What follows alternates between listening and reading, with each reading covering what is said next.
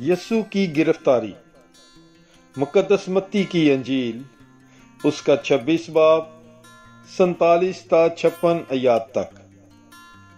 वो ये कह ही रहा था कि देखो यहूदा जो उन 12 में से एक था आया और उसके हमरा एक बड़ा हजूम तलवारें और लाठियां लिए सरदार कहनों और कौम के बुजुर्गों की तरफ से था।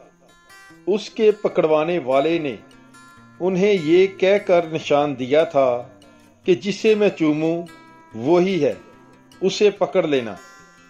और वहीं यसू के पास आकर उससे कहा, ए रबी सलाम, और उसे मकरन चूमा। यसू ने उससे कहा, ए मियां, तू कहां तक पहुंचा?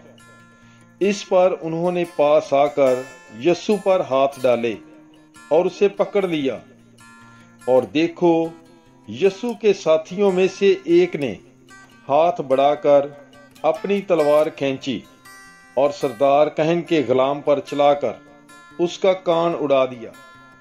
तब यसू ने उससे कहा, अपनी तलवार को उसकी जगह में रख, क्योंकि वो सब जो तलवार खींचते हैं तलवार ही से हलाक होंगे। क्या तेरा ये ख्याल है कि मैं अपने बाप की मिन्नत नहीं कर सकता और वो फरिश्तों की 12 फौजों से ज्यादा इसी दम मुझे देगा? मगर नविश्ते के यूं ही होना जरूर है, कैसे पूरे होंगे? उसी घड़ी यसू ने हजूम से कहा कि तुम तलवारें और लाठियां लेकर मुझे डाकू की तरह पकड़ने निकले हो। मैं हर रोज हैकल में बैठकर तालीम देता था और तुमने मुझे ना पकड़ा।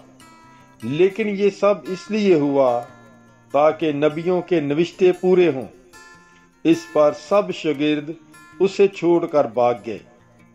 पाकलाम के पढ़े और सुने जाने पर खुदावंद की बरकत हो। खुदा का शुक्र हो। God bless you. Bible is life.